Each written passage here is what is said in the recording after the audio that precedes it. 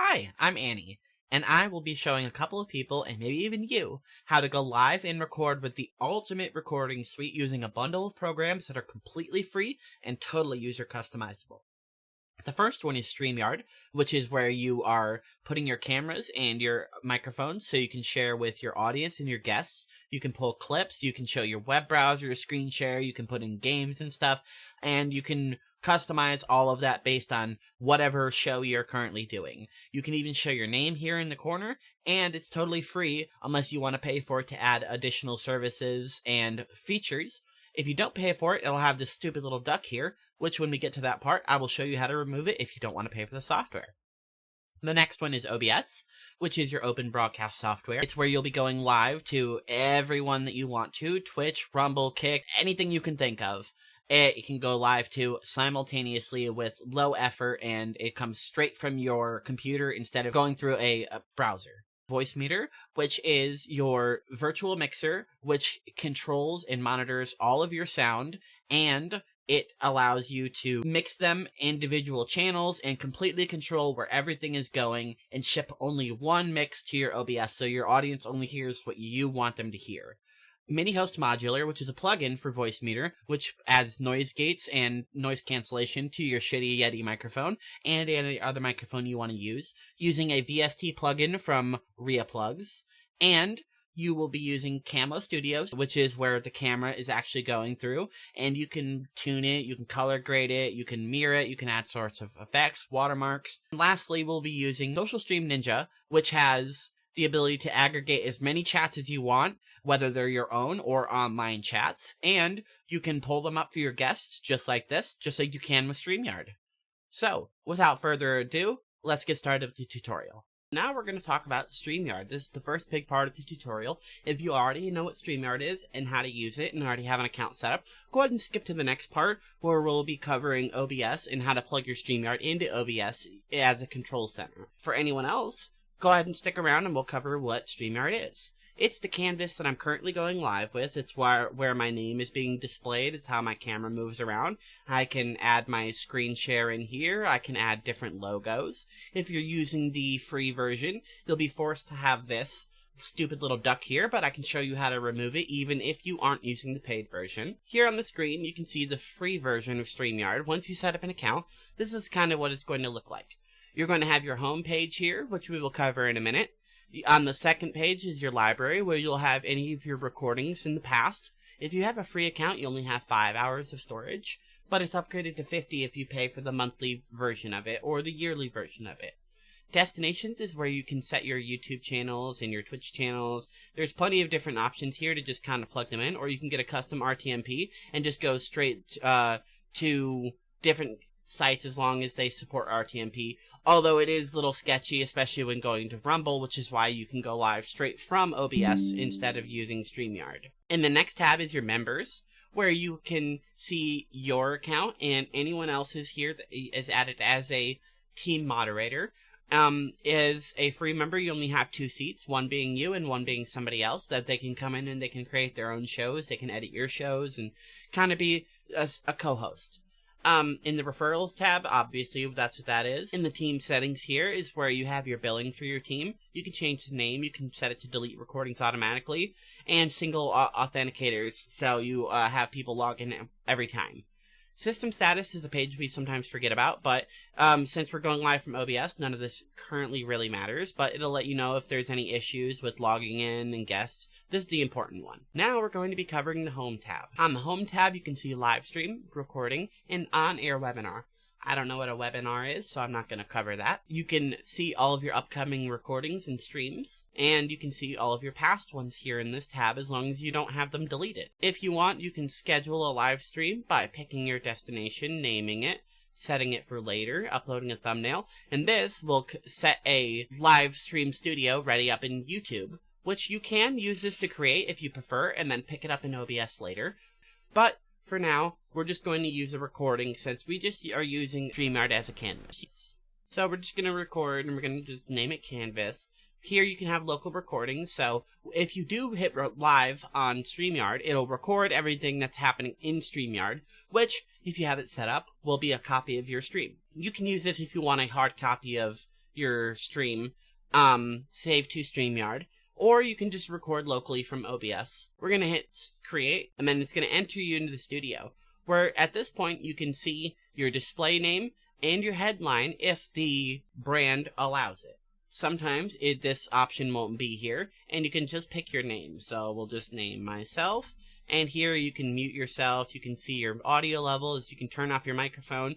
If audio avatars are allowed, you'll see that your picture here is talking anytime you move your mic. Here in your settings, you can set your camera settings, and then this is the settings for the studio itself. If you don't want audio avatars, you can turn that off, and then whenever somebody comes in with their camera turned off, they won't be added to the screen. They'll be like behind the stage. Check all of these options. You can set to dark mode now if you are using the new Streamyard accounts. If you are one of the old paid accounts, you don't have this feature, unfortunately. You can change all of the cameras that you want, double check your microphones. This is what's coming in, that's where the sound is going out. You have different microphone settings. You can add a virtual background, whether you have a green screen or not. The effects may vary depending on the quality of the background, your lighting, and so forth. Here in local recordings, you can turn this on or off, depending on each recording. And here in your hotkeys is something you may want to set. There's a huge list of hotkeys, but the important one is being able to mute your mic on the fly. It's helpful if you don't have a physical mute on your mic, or if you don't want to physically reach and touch your microphone and move it around. There's just a toggle mute here for Streamyard. And then in your guest section, you can set whether the guest can stream, they can see the comments and the posts. So if you're live through Streamyard, it'll show a chat, and you can choose whether your guest can see that or not. Then you can play a sound when guests enter and make them authenticate when they join. There's a bunch of different options that you may want to play with if you actually choose to use Streamyard to go live with. We're going to join the studio now, and this is what the default setup will probably look like on your Streamyard. If not, it will look similar to that. It's going to just be a kind of default look here, and it's going to be having this Streamyard duck here. This big box here is called your canvas, where you can move your cameras around, and you can add different layouts, which can be seen down here, and you can customize your own layouts if you want to. You can add a camera slot, a media slot, which is like a screen share or something like that. And the dynamic camera, which is where it'll add multiple slots if there's more than one person. That's what it would look like if there was 5 people in here. And you can also place it around. If you want to add your media slot in, you can have it here. You can move the layers around. You can have it right behind people, so you could have like an animated background. Or there's tons of different options for you to play around here with the canvas, which is something you can do in OBS, but Streamyard is something that people have already been using, and it may be more comfortable to just stick around with what you already have. If you like the layout that you have set up, you can just hit save and name your layout, and it'll be added here to your list of layouts for in the future. You can also go here into your settings at the bottom and select which layouts are being used for your recording if you don't want them to appear in the list. Unfortunately, there are some that are included in Streamyard that you can't delete or remove or edit, but you do get to up to 8 custom camera layouts. Here on the side, by default, you're in the comments section, which is where people can talk and chat, or where comments are aggregated if you are live. However, this won't really show since we're using Streamyard offline. In your banners, you have all sorts of options to set tickers. You can set stationary banners.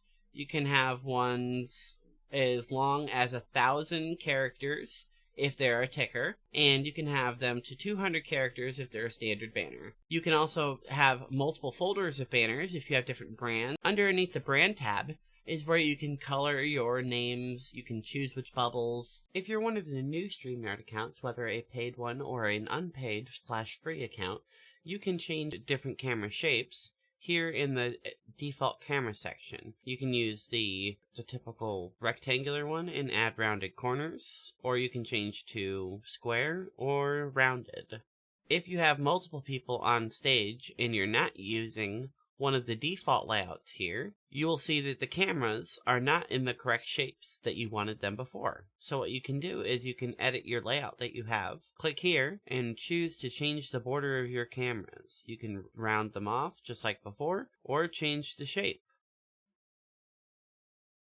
Moving on, you will have different logos that you can add or remove. If you have the default Streamyard account, as you can see, you can't customize the logo. You have to add and upgrade your account. Even though I used to have logos here that I could switch to, I no longer can because my account is free. You can't add overlays unless it's the default Streamyard overlay because your account is free, but you can do all of that within OBS.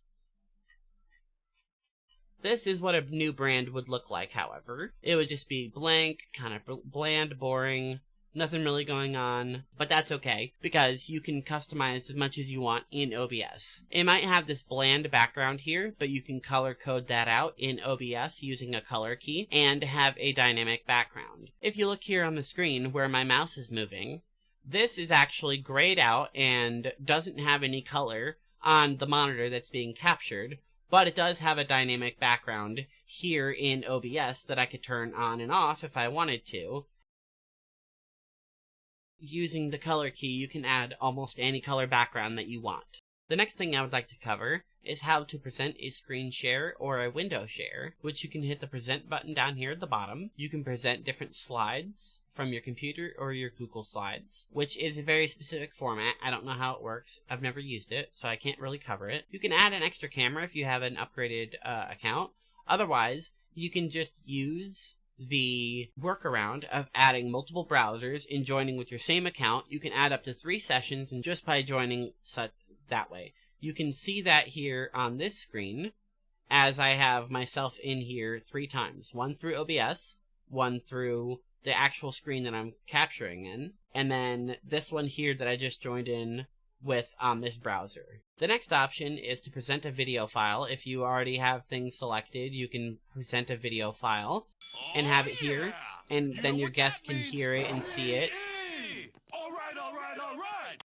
You can remove it, add it anytime you want. You can, if you're watching with somebody, you can add your camera back to the stage, and then you can watch with them. But honestly, the best option is probably to just share your screen. If you're using a supported browser, you can share a specific tab if you want to, and you can also choose whether or not to share the audio.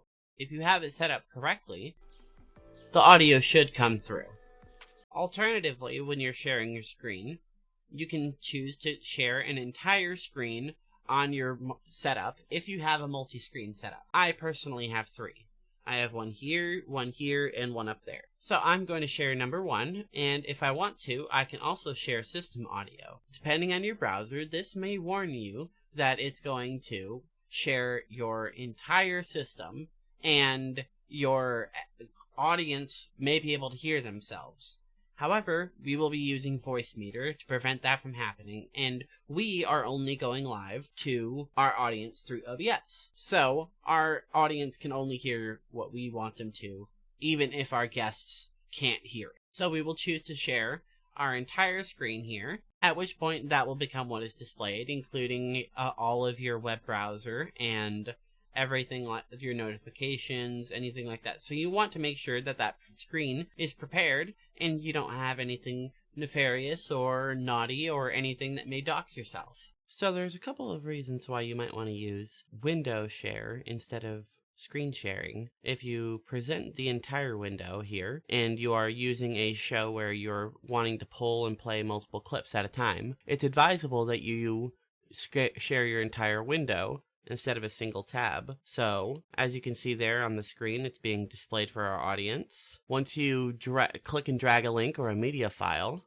into the browser, it'll switch automatically, and it'll switch here on the screen for the audience to see. If you share a tab only, however, if you wanted to share the audio, we'll use YouTube as a demonstration and just play some music here. Cool, we're sharing some music with our friends here, and then we still want to pull up that same link that we did before.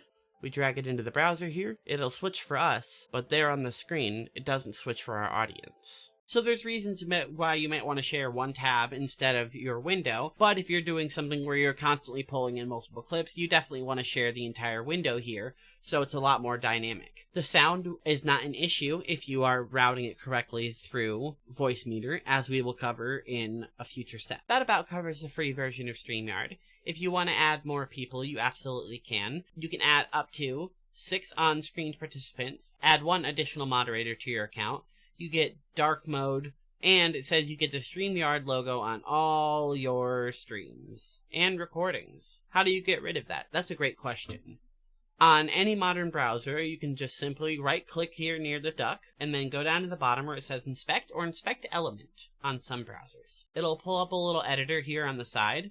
I just like to hover my mouse here, and then use the keyboard to go up and down until I find the logo here. It's usually labeled div overlay image wrap SC127 A2 M4 0 crop MK, something like that. Once it's highlighted in that little blue box, simply just hit the delete key on your keyboard. And now it's removed for you. If you're full screen here, you can see the duck's no longer here. And if you're using OBS to capture, instead of having the duck here, you can just delete that. And then since you're going live from OBS doesn't see the duck, your audience doesn't see the duck. Your guests may still see it because they haven't right-clicked and deleted it from their page, and you're using the free version of Streamyard, so it doesn't really matter unless they're constantly making jokes that you have the duck on your screen. You can just simply close the editor here, and then your stream will have no logo, even if you add cameras, and you can add videos, you can move your stage around, you can put that video back in, you can screen share a tab, you can do whatever you'd like, and that little duck won't be there. If you want to upgrade your account, it's going to cost you $45 a month. You get HD, there's no Streamyard logo, you can multi-stream, which we can do through OBS, you can do logos, overlays, backgrounds, which you can do through OBS, reusable studios, which you don't need, 10 on-screen participants, which may matter if you are a stream bigger than 6 people. You get pre-recording, unlimited streaming, live streams are recorded, and custom RTMP destinations. Guest destinations, 50 hours of storage, intros and outro videos. There's plenty of features, and it even gets better if you upgrade your account more. There's an annual option, but I honestly think these prices are just ludicrous for what StreamYard's currently offering. If you want to get a look at what the paid version of StreamYard is, let's check that out now. So, immediately right off the bat, you can see that there's 50 hours of storage, all of your videos are saved right here. Let's check out what one of them will look like. Once you click it in here, you can see the whole video, and if local recordings are on, you can see the recordings down here. The other main difference, besides how many participants can join, is once you get here into the studio, you can just simply turn off the duck and add whatever background you want. Fantastic. Honestly, I don't think that's worth $45 a month, but that's for you to decide. That's why I've taught you how, in this tutorial, to get it for free. Whether or not you decide to use the paid version or the free version, you will have access to the private chat in which you can talk to anyone that's in the studio, and you can give them links, you can give them background information, you can let them know when you're ready. But as it stands right now, there isn't currently a function where you can like draw or make little silly images for each other or anything like that. That pretty much covers it for the entirety of the StreamYard tutorial and how to use it and set it up for the back end, where we'll be covering how to use it in OBS in the next step. If you have any questions or need any help setting it up or have any more specific details you need, feel free to comment here below and I'll get back to you as soon as I can, or reach out to me via email. Moving on from StreamYard is OBS. OBS is the open broadcast software, and it serves as the control center for all of the apps that we're using, and it's also the piece of software that you're going live directly from to any live streaming service that you decide to go live to. And this is how my OBS software looks like. If you want, I can help you set it up exactly the way I have it. Otherwise, the great thing is you can customize it, and if you don't like where I have anything set up or what I have it named, you can change it completely based on how you like it. Without further ado, let's get OBS installed. I have a virtual machine here, so it's essentially a clean machine. I do have my notes here, so I can just copy the link here for myself. And then let's grab our web browser and go to obsproject.com. And then you can pick your version of the software. We're going to pick Windows 11. Once it's installed, you can just go ahead and open the file. It's going to ask if you are going to let it install. If you want it to, just obviously go ahead and let it. It's going to walk you through the setup. You're just going to agree to the license. If you want to read through it, I would recommend it. Install it to wherever you would like, otherwise just keep it default. So just hit finish to launch it. And once you have OBS installed, it's going to ask you what we want to do. It's going to ask you if you want to optimize for streaming and recording is secondary, or optimize for recording I will not be streaming.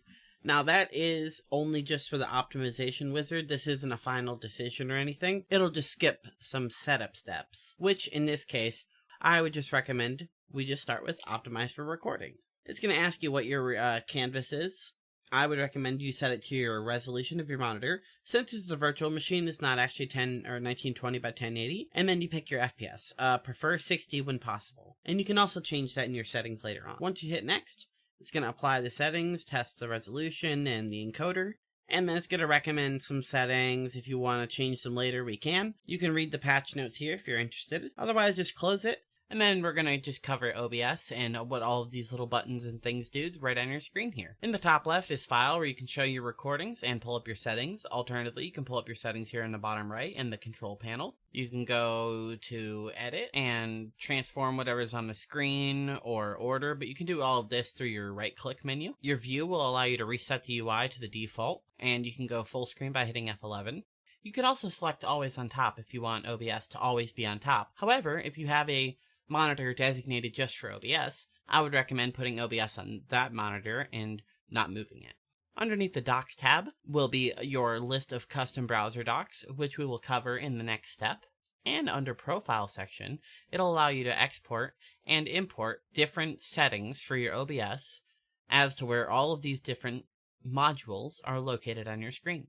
Next is the Scene Selection tab, which you can import and export all of your scenes that you have here set up. Under the Tools tab, you can run the configuration wizard that we did at the very first step. And there's also a couple of tools that you can play around with that I haven't personally messed with, such as the automatic scene switcher.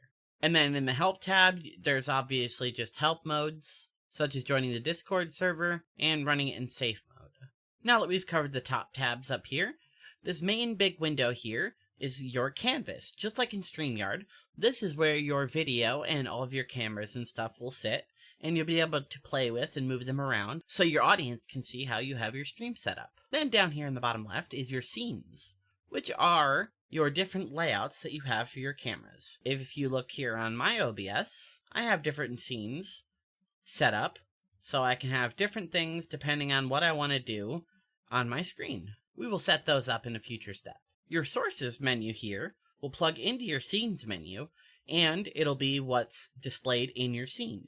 Again, as seen here on my OBS, you can see which things are displayed here on the screen. My overlay, there's a couple of Brave sections. I can display whether or not my chat is on the screen, and whether or not I have the animated background on this section. Then here in the middle is your audio mixer, which is where you will probably see your mic moving, and this will be moving as you have different sound going in and out of your system. Next is the scene transitions, which will allow you to fade or cut your scenes whenever you have multiple scenes set up, so you can transition them smoother than just hitting a button and instantly having a new scene.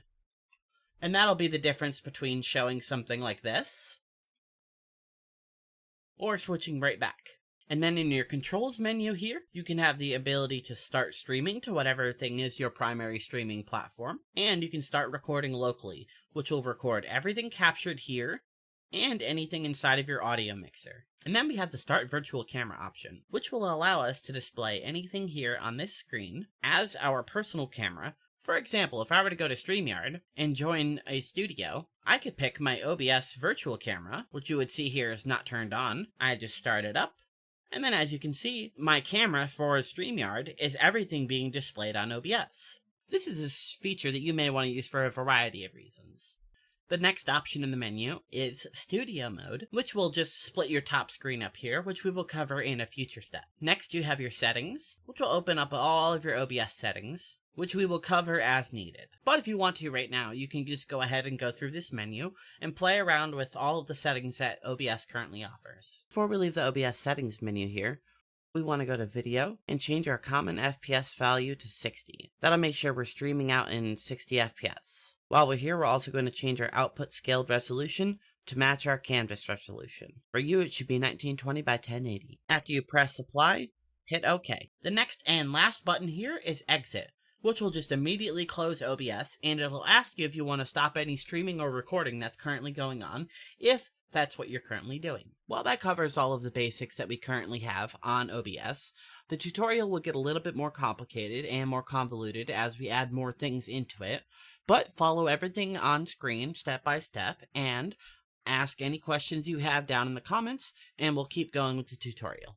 And moving on to the next step, the first thing we're going to want to do is install the plugin that'll allow us to multi-stream to as many platforms as we want for free with low effort straight from our computer. Let's close out our OBS, go back to our browser.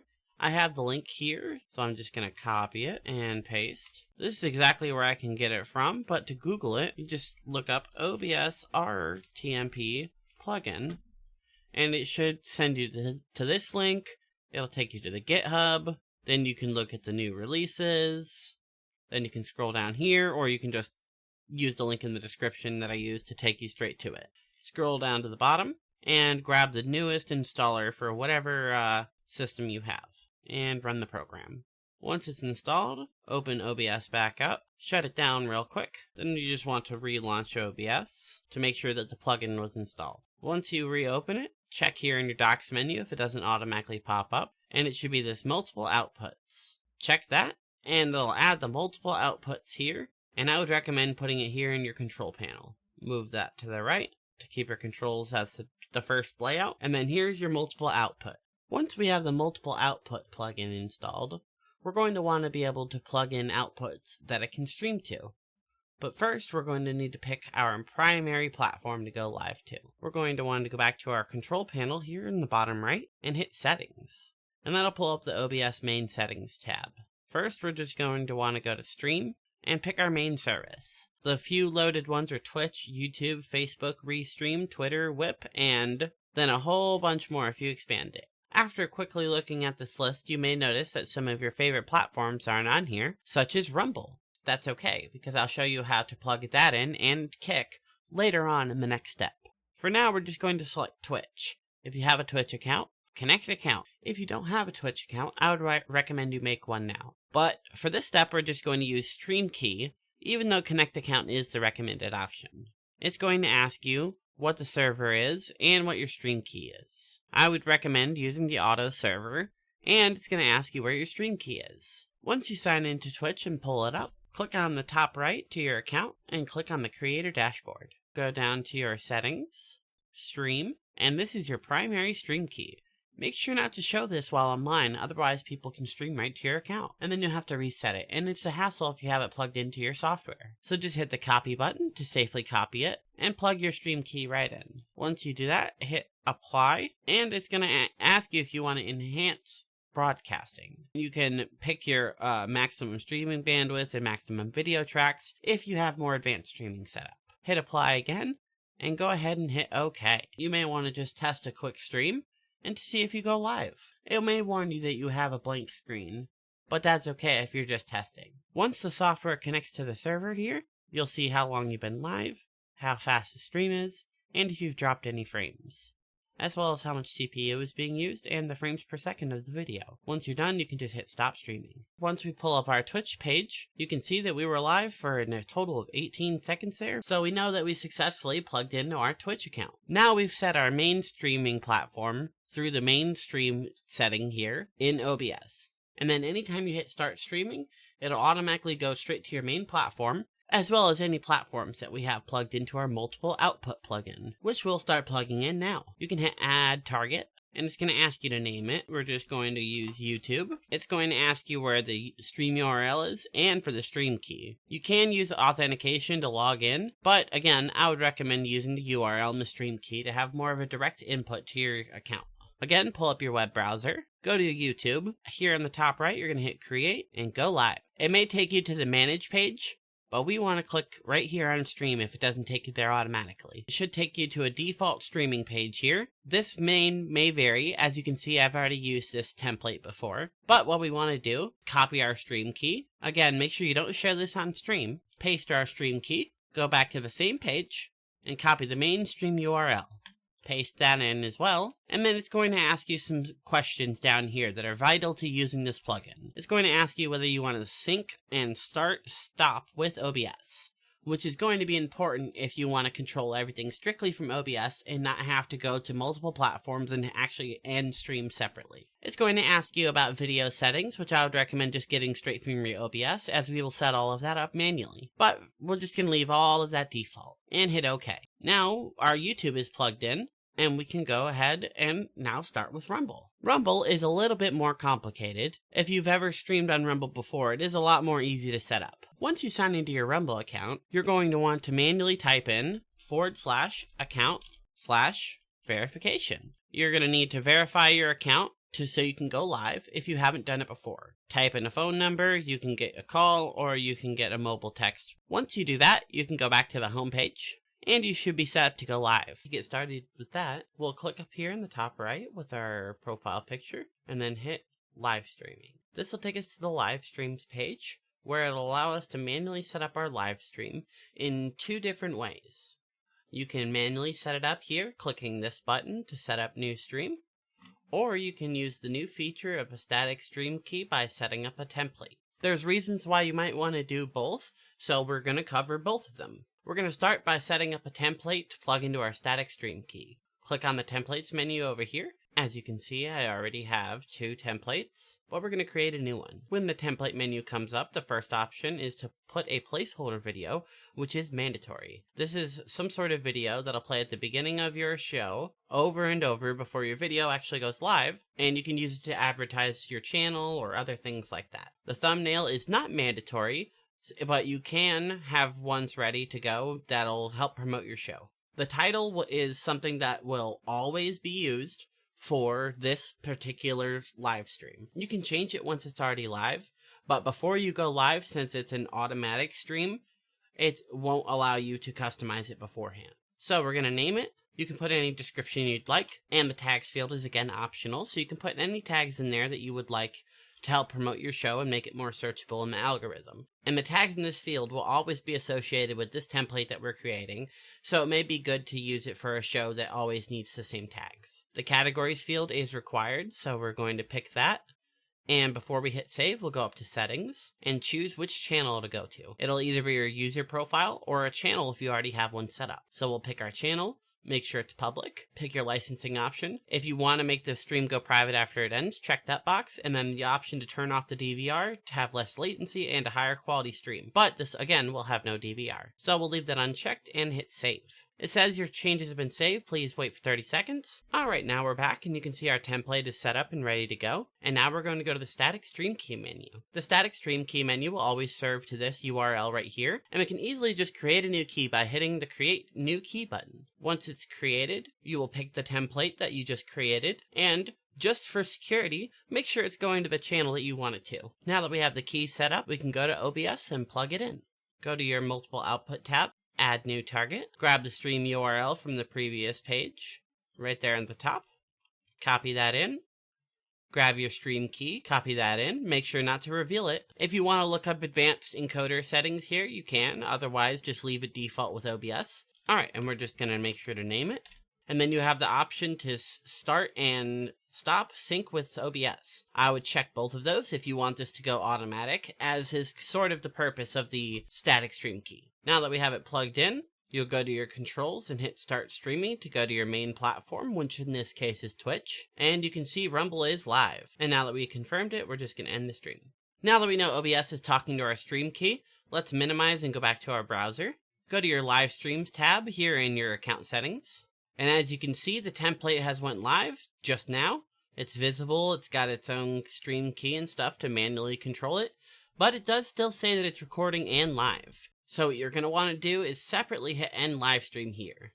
That will tell the stream key to shut down and free up your streaming slot here on Rumble in case you want to go live again. Since Rumble's static stream key always uses a template, you're always going to be going live underneath that template. And then as you can see on your channel's video page, you have that stream VOD right here ready to go for your viewers. And since it always uses the same template, as you can see here, it'll always go live with the exact same settings. Now we've finished covering the static stream key using your templates. The other way to go live is to manually set up a stream right here. And it'll take you to the set up a live stream page. This page will allow you to use pre-made templates. You can pick a template here and change the descriptions. Alternatively, you can just hit the create new live stream button here and create everything from scratch. So we'll do that real fast. Make your name, put in your description. The category is again mandatory here, so go ahead and pick one of those. You can put a thumbnail if you want, and put any tags you want in here if you feel like it. Under Stream As, you have the option to pick which channel you'd like to go live under, and then we want to make sure to schedule the live stream for later. It's important here to make sure you pick a time in the future, so then you can actually set up the time it'll go live. Make sure you set your visibility as public if you want people to be able to watch it, and hit next. Here you'll pick your licensing option and agree to your terms of services and hit submit. And now your live stream is finalized.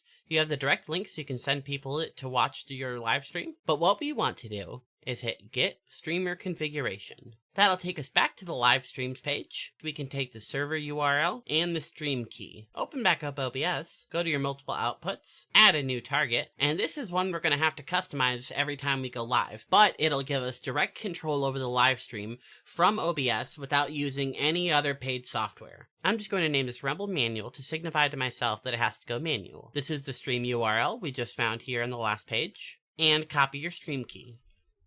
Once those are plugged in, make sure to sync stop with OBS, but don't sync the start with it, because you want it to go live manually once you're ready. Alternatively, if you don't want to use this as an additional plugin, you can set it to your main broadcast by going back to your settings, go to your stream, and switch your service to custom. And then you can just change these two settings right here from Rumble every time you want to go live. And lastly, we're going to quickly set up Kick.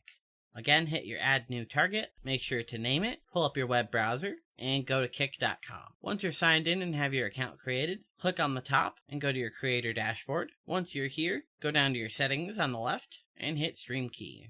Real simple, you just copy your stream URL and you copy your stream key. Make sure not to reveal it. Once you have it pasted in, you can double check to sync it and start it with OBS. And change any other output options you want at this time. I'm going to leave it default and hit OK. Switching back and forth between your browser and OBS can be a bit of a hassle, even if you have multiple screens. What we're going to want to do is add ourselves a custom browser dock and start implementing control panels right into OBS. Press Docs on the top here, go to your custom browser dock, go down to the first available blank option, name it whatever you'd like, and then open up your browser one more time, go to Rumble, click on the top right, go to live streaming, and then just copy that link there at the top. Plug that in and hit apply, and your browser dock will pop right up. We can just drag it down here to the bottom and plug it in right here. Now it's starting to get a little cluttered here, so we're going to do a little bit of cleaning. You can grab any of the windows here and move them wherever you'd like. I'd recommend putting your audio mixer under here into the control panel, sliding it to the right so it's out of the way for you. That way your first option is to go live. You can check your panel here to make sure all your pages are live, and then just switch to your audio mixer and watch your audio during the stream. You can just watch these two icons down here to make sure that you're still live. This scene transitions here might be useful. However, we're going to go up here to the docs option and turn that off in the scene transition dock right here. That'll clear up a little bit more space for us. I would recommend grabbing both of these and sliding them to the side. And if you want to switch the sources and the scenes, you can go ahead. It really depends on your preference. Click back to your control panel, and the last thing that we're going to change is clicking into studio mode. What studio mode will do is split the screen up here into two sections, your preview stream and your live stream. Here on the left side is for you, the host, to edit things, to move your cameras around, to reposition your scenes, and then once you do that, you can just hit cut, fade, or fade to black. You can change the durations. You can add new transitions. Once you cut it to the side, this will be what's being displayed to your audience. As you can see here in my actual OBS, this is what's being recorded on the screen. With that explanation out of the way, let's slide this up to give us a little bit more room to play with the control panel. Now we're going to add all of the other control panels right here into OBS, so we can control everything without opening our web browsers again. Let's go to our docs, custom browser dock, and we're going to want to add some custom docs here. Scroll down to the first available option. For this step, we're going to add the YouTube dashboard. Open up our web browser. From the home page here on YouTube, you can just hit create and go live. That'll take you right here to this, and then you just hit stream. This should take you to the default stream page. You can edit any of the settings that you want to be default anytime you go live, and just copy this link here at the top. Paste it in the side to the right, and hit apply. It should pop up just like the Rumble one. Click back to your browser docs, close that for now, grab the top of this YouTube window, and drag it here into the middle. That'll add a second tab here, and you can control both of your live streams straight from here. Remember that this live stream panel is the one that's going live right here from your plugin. Next, we're going to add our Twitch control dock. Go to your docs, custom dock, go to the first available spot, and name it. Open back up your web browser, and once you're on Twitch, click on your profile on the top right, and go to your creator dashboard. On the left side, click Stream Manager, and copy the link there at the top. Go back to OBS, plug that in, and just like before, it'll pop up on the screen. Close your browser docs to get it out of the way, and plug Twitch into the same slot just like before. And this Twitch panel here will allow you to change how your layout looks. You can move things around. You can change the title of your stream, what it'll say when you go live, the category, which isn't mandatory, all of the tags you want to have set, the language, and a bunch of other settings. And once you hit done, on your control panel here on the right of OBS, this button will automatically talk to this manager here, and you'll go live. And last but not least, let's grab our Kick control panel. Open back up your web browser. To Kick, click on the top right, go to your creator dashboard, just like before, and hit Stream on the left. Once you do, copy that link at the top, go to Docs just like before, and at this point you should know exactly what to do. Name it, and plug in the link. Once you hit apply, you should see it pop right up. If this is your first time using any of these browser windows, it may require you to re-sign into your accounts. It may not just plug in, like mine. You can reorganize whatever ones you would like to be forward, and then these are all of your control panels that'll communicate with your multiple plugins. And you can keep adding targets if you have more streamer platforms that you want to go to. It even allows you to use SRT Wrist and WebRTC Whip. Don't know what those are, but those are definitely an option for you. Once you're done setting up all of your outputs here in the multiple output plugin, and adding your control panel here to the center, you're ready to add your Streamyard in. Pretty much the same method as before. You're going to want to add yourself a custom browser dock. Scroll down to the first available place. Name it Streamyard or whatever you feel is applicable, and open up your web browser to go to Streamyard. Once you're here, you just want to make sure that you're signed into the right account. Grab the link, and just like before, paste the link in, and hit apply. And it should pop right up for you. Close your browser docs, and pop it in just like before. You should be signed into your account, and you should be able to access any of your previous recordings, and the canvases we made in the previous step in the Streamyard tutorial. You can just enter into the studio using your Streamyard here. It's going to ask for mic and cam access, but it won't be able to access it. So it's going to ask you to join the studio without your mic and cam, and just name it something that you know is the controller. It's very important to right-click the menu here and mute this tab. That'll prevent any sound coming through here on this Streamyard. This is important so you don't have an infinite loopback in your headphones. And now, as you see, you can just control the Streamyard directly right here. You can remove the cameras, you can change the angles, you can add banners if you wanted to. You can pretty much do everything that you can in the Streamyard window, but right here from your OBS. You can see your guests, you could add them if they're ready. Basically, the only thing you can't do is present a screen share.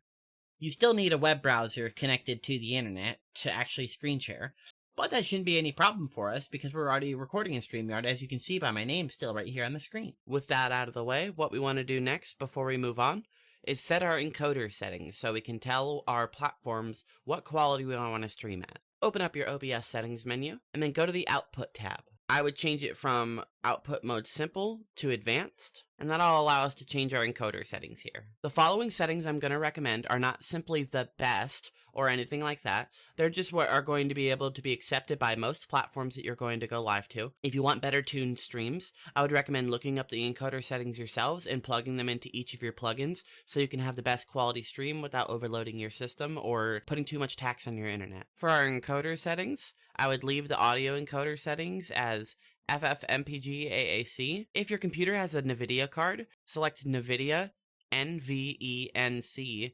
H2.64. It'll ask you if you want to rescale your output in case you want to scale down your resolution.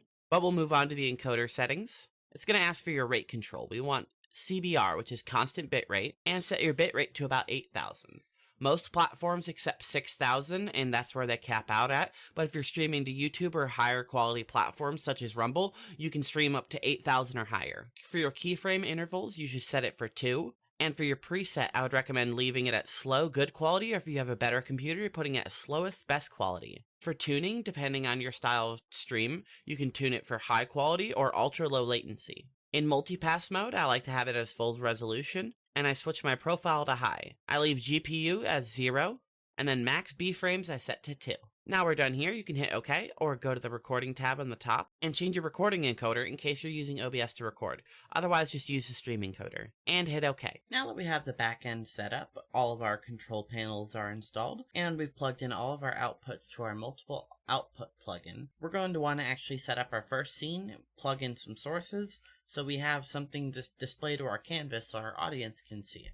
Under the Scenes menu, click the plus icon to add a new scene. Name it Streamyard so we know what we're targeting. As you can see, this name of the preview has changed up here in the top corner, but it's still a black screen, so let's add our first source. When you click the plus icon in the Sources menu, it'll display a large list of sources that you can capture with a bunch of different options once you click on one. For this, we're going to just click Windows Capture. You can name it whatever you like so you can keep track of it. If you already have an existing source, it'll populate in this field here, and you can check this box and then just pick one of them. I'm going to hit OK, and then it'll display something here on the screen. If the window doesn't automatically populate here in the field, go to the Window tab of the new pop-up on the screen, click the drop-down menu, and then select the correct exe. Hit OK. You can change the capture method if necessary, and capture audio, but we're not going to do that because we're using our own mixer. I like to leave capture cursor on so people can see what things I'm going to click on. Now that we're ready, just hit OK. Now we have our first thing in the canvas here, but it's a little small, so what we want to do is just hit the right click button, and we'll get a lot of new options to play with. But what we want to do is go to Transform, and go to Fit to Screen. That'll blow the web browser up to fit the whole of the canvas here. We can just enter the studio that we've been using, and once we join into the studio, we can just go to the canvas here, and hit the little box that'll make it go full screen. Your entire OBS window will just become what your Streamyard is. And since we already have it plugged in here, you can just move things around, you can take people out of the camera, you can take that off the stage, you can do whatever you want straight from OBS right here. Now that we have Chrome plugged in and set up correctly, you can see it displayed here in our canvas. But what we want to do next is color key out the background here and add in our own. So let's start by the color key. The source you already have for your web browser, just right click on it and go to the filters menu. You have the option for audio filters and for effect filters. Go to your effect filters and add yourself a color key. Name it if you want to. And once you plug it in, you'll see that you have different options to customize. What we want to do is change the key color type to custom color. And then you can select a custom color. You can either look up the color, get a screenshot of Streamyard, and get a color picker to pull out the hex, or just type in 131315. That's the color Streamyard uses for its background. And as you can see now, it got a little bit darker, which is exactly what we want. But it is also affecting our OBS here, so what we want to do is slide the similarity to 1, and the smoothness down to 1. And that way it's not touching any of our other things that doesn't have this exact hex. You can either close your menu or hit the X. And now we want to plug in our background. Go to your sources menu, go to the plus, and if you want a static image, pick image. If you want a video background, pick media source. We'll start with our image and name it. Once the properties pulls up, browse for your file, and it should plug right in for you, real easy. Make sure to drag this down to the bottom. It works from the bottom to the top, just like any other layering system. Now you can see our background is here, and we can just toggle it on and off. Now if we want our animated background, go to your sources menu, go to the plus, add a media source. Once you name it,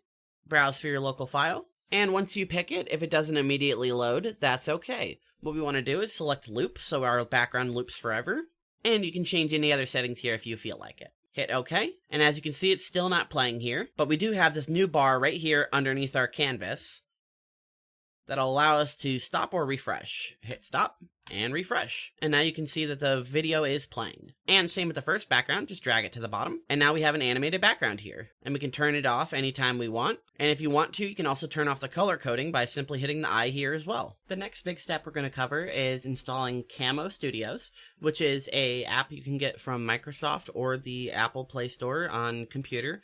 And it'll allow you to customize and color grade your cameras on the fly. And it'll allow you to use your camera simultaneously on OBS and Streamyard. So let's get it installed. I got my virtual machine back up here. We're going to install a new copy of Camo Studios. I'm going to just copy the link here. It's in the description. Alternatively, you can just Google Camo Studios, and then you have the option to download it here in the App Store for the Microsoft. Or if you scroll down, it should be down here for the App Store for Apple. Make sure you don't get Camo, you want Camo Studio. Once we're on the page to download, you can either just hit download or view in store, which will pull up the Microsoft Store, and you can just install it right from here. Once it installs, you can either launch it from the pop-up, or you can hit open in the App Store. Once you start it up, it's going to give you a couple of pop-ups. Just hit continue, skip the Camo tour. It's also going to let you know you can download the app on your phone to use your phone as a camera. Hit continue, skip customized scenes, and then on this last page, make sure you hit install, not skip. You want to complete the install so then OBS can interact with your Camo, and we can plug it right in just like I have it. Hit install. Download the plugin, and once it's done, it'll let you know it's succeeded. Hit OK, and you're ready to go. This is what your Camo Studio will look like. You can pair a device wirelessly, or if you have a device plugged in, you can select here in the devices menu in the top left and pick your camera, or pair a device if you're using the app. I'll show you what mine looks like. Here's my Camo Studio. Here on the side, you have the option to pick your camera.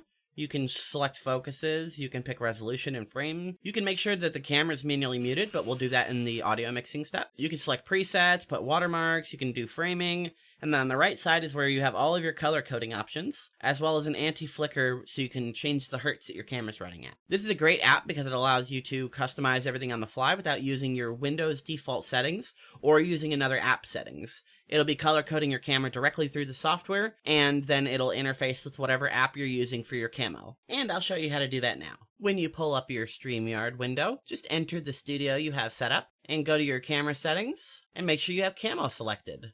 Once you do, you can just hop right into the studio. As I mentioned, this will allow you to use Camo inside of OBS, and inside of Streamyard. We already have it set up in Streamyard, but for here in OBS, if we wanted to add it as our camera, go to your sources menu in OBS, go down to the plus as normal, and this time we're going to hit video capture device. We'll name it Camo so we know what we're using. Change from our default camera to the Camo app. And now we have our big version of the Camo here and the one coming through Streamyard. So if we wanted to, we could even lay this over as an additional camera. Or if we had overlays through OBS, such as super tips or something like that, we can make this our bigger camera. There's a bunch of different things you could do with this option. But the main thing is now you can use your camera in two places, one being Streamyard, which is our canvas, and two being OBS, which is our actual broadcasting software. So that way it has no incompatibility issues. And that concludes the Camo Studios tutorial. As I mentioned, it's a very simple app. You can get it on the Apple Store or the Microsoft Store. Download it right to your thing, and then it'll allow you to use your camera in both places. Now that we have Camo Studio installed, we're about ready to go live. We have our control panel here in the middle set up so we can control all of our live streams without leaving OBS, and we made sure to plug in all of our multiple outputs. The only thing we're missing now is our chat window, so we can watch chat and pull them up on screen like this. And for that, we're going to want to install Social Stream Ninja. Copy the link in the description for the GitHub, or just Google Social Stream Ninja and go to the first link, socialstream.ninja, and then pick the Windows app. It'll take you to the GitHub that way. Click on the new release button, and then scroll down to the bottom and get the installer. Download your installer and open it up. Once you have it open, just run the application. If it asks you about protecting your PC with Windows Defender, hit more info and run anyway. It's going to start installing, and once it's finished, this is what it will look like. Let's go over all the buttons. On the top left, you have File to exit and reset everything. You can undo, redo, cut, delete, everything like that with your edit menu. You can reload, zoom in and out, and toggle full screen, as well as insert custom CSS if you know how to do that. The window menu just allows you to minimize zoom, put it on top, make it unclickable, and minimize the tray, and then bring everything to the front. On the left side here is your Add Sources menu, and you can see there's a bunch of preloaded buttons here, such as YouTube, Twitch, Kick, which we'll plug in just a moment. And then other chat sites down here at the bottom, which we will have to use for Rumble. Rumble is complicated as normal. And on the top right up here, you can see that there's a service active toggle that you can turn on and off to disable Social Stream Ninja if you don't want it pulling chat anymore. And then you have the option to trigger a fake message, or you can clear all, which will clear all of the fake test messages. And this first link is your streaming chat dockable. You can copy the link once you're done customizing it. It's got a bunch of different settings here for you to customize and play around with. And this is also your control center for monitoring and pulling your chat. And if you have this turned on in OBS, whenever people chat, it'll pop up on screen just like that. The next is your featured chat overlay. This is your link here that you can use to copy into OBS, and these are the options to customize it. There's plenty of fun things to play around with to make it look the way you want it to, and once you have it set up and plugged into OBS, you can pull up chats just like this. Going further down the list, there's emote walls, hype meters, waitlist, winner draw, a graphic poll, battle royale, tickers, word clouds, custom GIF commands. If you want to mess around with any of those, feel free. I don't know how to, so I won't include them in this tutorial. And then at the very bottom is your global settings and tools. This is more customization options. And then the last option is your session options. This is your session ID, which is your unique stream key for Social Stream. It's what plugs into your OBS and allows Social Stream to talk to your OBS. So make sure that you don't change this and that you don't give it out. And that covers the basics of Social Stream Ninja. Let's start plugging in our destinations, and I'll show you how to pull and monitor your chat. We're going to start with our Twitch username, and this one's really simple. You just type in your username and hit OK. Now that you have it added here in the sources, I would recommend you sign in to your account using the sign in button. So that way Social Stream Ninja has direct access to your account and can pull your chats directly. And when you want Social Stream Ninja to pull the chat and monitor it, hit Activate Source. That'll generate a mini menu here, and you can see that it's already pulling the chats that I've been playing around with. Next, we're going to add our YouTube username. Click YouTube. Type in your name before you hit OK. Notice that it says, if loading chat via username on YouTube, you must be live and the stream set to public to work. This simply means that Social Stream Ninja can't pull and monitor your chat if you're not actually live and public on YouTube. Once you are, it can actually monitor the chat correctly. Hit OK to plug it in and activate plus live plus public, and it'll let you know that you aren't live yet. So you can just close that window. Next, we'll add our Kick username, and just like before, type it in, and just hit OK. When you hit Activate Source, it'll pull up the chat like before, and you can see previous chats. Next, we're going to plug in our Rumble. Rumble is a little bit more complicated, so stick around and I'll show you the steps. First, you want to click Other Chat Sites, and it'll pull up an option to enter a URL. Open your web browser, and we'll go to rumble.com. This step does require you to already be live. If you're not live, you could use somebody else's chat to just test this, but we'll use our own. Click on your profile picture in the top right, and go to live streaming. As you can see, I'm live here. I'm just going to click into my live stream, and here's the live chat. Underneath your profile picture in the top right, click the 3 dots on the chat, and then hit Pop Out Chat. That link right there now is going to be the link that you're going to plug into your other chat sites in Social Stream Ninja. Click back in there, Other Chat Sites, and plug in that Rumble link. Just like before, activate your source, and now it's pulling your chat. There we are. Unfortunately, with this Rumble plugin, you will have to update it every time you go live by going to other chat sites and typing in the chat link. Until Rumble comes up with a better system, that is. And before we leave this menu, I'm going to show you how to plug in Discord if you want to. Pull up your web browser and go to Discord and log in. Once you signed into Discord, you'll see the URL here at the top, and that'll be the link we copied depending on which chat you want to monitor. For example, I will go to my server and just go to the general chat. Here's the general chat. I can just copy that link at the top there. Go back to Social Stream Ninja, hit your other chat sites, copy, paste it in, and once you activate the source, it'll just pull up a mini Discord, and you'll have to sign back in. Click your login button, and as you can see now, we connected to the general chat in the server that I wanted using that link. And anytime you send a message in here, or somebody sends a message, it'll integrate right with the chat, as you can see there, and I can pull it up if I wanted to. Now we have all of our destinations set up, we want to actually plug Social Stream into our OBS. So the first thing we're going to want to do is copy this session link here at the top, and you can either hit copy link if it works, or you can just highlight and copy paste it like normal. Once we have the link copied, we'll go back to OBS, and what we're going to want to do is add ourselves a custom browser doc.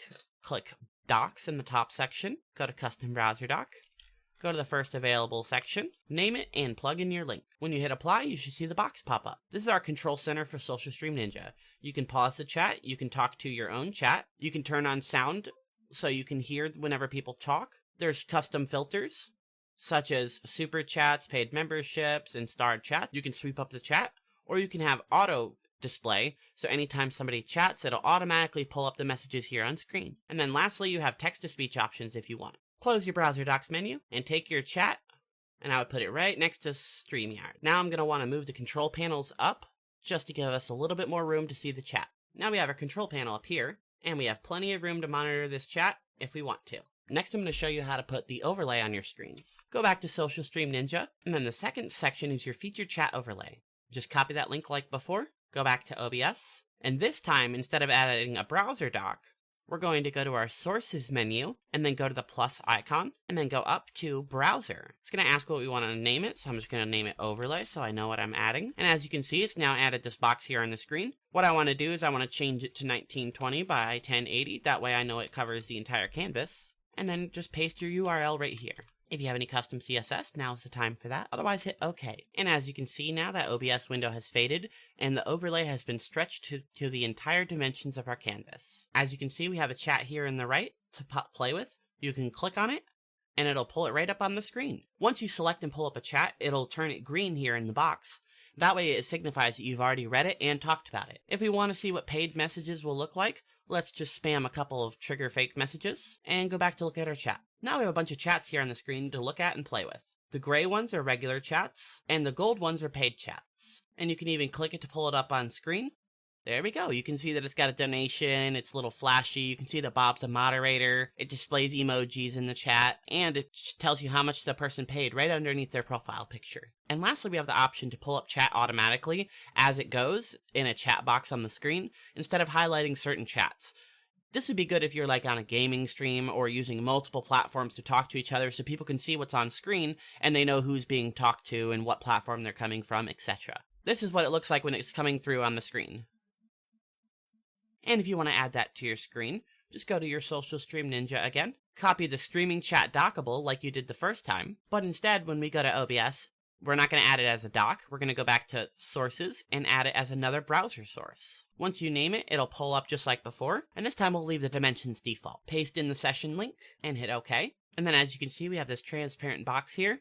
We can put this anywhere we want on the screen, and then that's where the chat will automatically come up. You can just delete it or just hide it. That about covers it for Social Stream Ninja. It's a fantastic app that's constantly being updated for free on the GitHub. If there's a new update when you launch the app, you'll see it right at the top of your screen, right above the sources, and you can just download it easily. And one of the best things is, it'll always keep all of your chats ready to go. You just have to log back into Social Stream Ninja, and then hit Activate Source. It'll pull up all the mini windows here. You can close them if you want. Rumble is the only one that's different. You'll have to go manually go live on Rumble, and then copy your other chat site link right into here. So make sure to delete this every time. The biggest and most important reason why we use Social Stream Ninja, instead of just pulling up the chats in Streamyard like this, is because whenever we're recording using this method, we're using Streamyard offline as an offline recording studio, just so we can have our guests come in and we can pull and share clips with ease. Otherwise, you'd have to create an alternative method through OBS or another platform. And then last, but certainly not least, is our mixer. For this, we're going to be using a virtual mixer. If you already have a mixer set up and you know how to route it into OBS, go ahead and skip to the next step, where I'll be wrapping everything up and covering the demonstration on how to run everything piece by piece to start your computer up and go live. For this, we'll be using a free/donationware program called Voicemeeter. It's an online virtual mixer with plenty of additional plugins, and you can customize it pretty much however you want to feed audio in any place you want in combination with the Windows mixer. If we open our OBS and go to the Audio Mixer tab, you can see that it's already picking up desktop audio and mic audio by default. So what we're going to want to do is disable this and plug in our own audio sources. Go to Controls right underneath your audio mixer, click on the Settings tab, and once the settings come up, go to Audio tab on the left side. The first thing we want to change, if it's not already, is to change the sample rate to 48 kilohertz, channels to stereo, and then just for all of the options under global audio devices, just go disable. Once you disable them, hit apply and OK. If you click back on your audio mixer on the top right, you'll see that your sound has been removed from the mixer, and we're going to replace it shortly with our own mix. Okay, so let's go get Voicemeeter. Open yourself up a web browser. You can either Google Voicemeeter and find the website, or just use the link in the description. It'll take us to the VB Audio software page, where they have plenty of free apps that you can use and download Voicemeeter itself comes in 3 editions. We have Voicemeeter Default, Voicemeeter Banana, which is an upgraded version, and the best version, which is Voicemeeter Potato. This is the version I'm using, and I would recommend you use because it has the most options and integration features. It is a donationware license. That means that it's free to use, and you can pay to upgrade it if you find it useful or feel like it's worth the money. After 30 days, every time you launch Voicemeeter, it'll ask you if you want to buy it, or you can just let them know that you're continuing to evaluate it and you're going to want to keep using the free program. On the left here, you can see Voicemeeter Potato Ultimate Mixer. Just download the 3.113 zip package. Once you download it, open it up, and run the application in the installer. When the option pops up, hit yes that you want it to make changes to your device, and make sure that this window says Voicemeeter Potato, and then hit install. Once you install it, it'll let you know you have to reboot your system to finalize installation. So I'm going to hit OK, and we'll be right back. Once you have your computer booted back up, open your Windows menu by hitting the Windows key, and you can see the Voicemeeter Potato was recently added. We'll simply just launch that. You can see engine's about to start, and once it starts, it should be connecting to your system. Right away, Voicemeeter can seem a little overwhelming with all of the buttons and sliders and dials you have here on the screen, but we're going to cover the important parts of it and explain how the routing works, and there's also more tutorials online if you need better resources explaining things in more detail. We're going to start with the very top left here with Stereo Input 1. When you hover over things, it'll give you a tooltip on what it does. These 5 stereo inputs here on the top are going to be your physical inputs, or you can route them digitally using the Windows mixer to one of these channels with a virtual audio cable. We'll cover that in just a moment. Right under Stereo Input 1 is your IntelliPan window, which allows you to move this and slide around the warmness, high, echo. Play around with this while recording your voice to see how it sounds if you like it in a different position. Alternatively, just double-click to reset it. While playing around with your IntelliPan, you have the option to right-click to switch to the Modulation FX panel, and right-click again to go to your Position 3D panel. Right-click one more time and it'll bring you back to the default. Next to the IntelliPan is your EQ. You can toggle it on and off, and hit the right-click to open it up and customize it. Underneath the IntelliPan slider is your compression, gate, and denoiser dials. You can right-click on any of these to pull up a much more advanced settings, such as attack time, release time, output gain, ratio, dampening, thresholds, and so on. Simply right-click the dial again to close that menu, and below that is the reverb and delay special effects dials, which will allow you to play with reverb and delay, respectively. Next is your Eternal FX. I don't know what this is, so I won't cover this. And then on the left side here is your audio meter. This will visually indicate how loud and intense the audio is coming through, and you can see at a quick glance basically which decibels they're at. And next is the fader gain, which you can slide up and down to manually increase or decrease your gain. And if you right click here on fader gain, you can rename this to indicate what sound is coming through, as well as the stereo input 1 through 5. Just simply right click and name it what you would like. And then next to the fader gain slider is a list of buttons labeled A 1 through 5 and B 1 through 3, as well as mono, solo, and mute. Mute will mute the track, solo will make it so you're only listening to that track, and mono will switch it from stereo to mono sound manually. And then the A and B buttons are where your sound is being routed out of Voicemeeter to. A 1 through 5 are physical outputs, such as speakers or headphones or monitors, and B 1, 2, and 3 are your virtual outputs, which you can plug into almost any program to have a virtual mix ship from Voicemeeter straight to your program. Using that method is how we're going to get our sound from Voicemeeter to our OBS. That covers stereo input 1. 2 through 5 are identical, the only difference being what you have plugged into them. That covers your stereo inputs. The next is our virtual inputs. You get 3 virtual input channels, your default, your auxiliary, and VIO 3. And covering the first virtual input section, you can see the frequency it's going out at.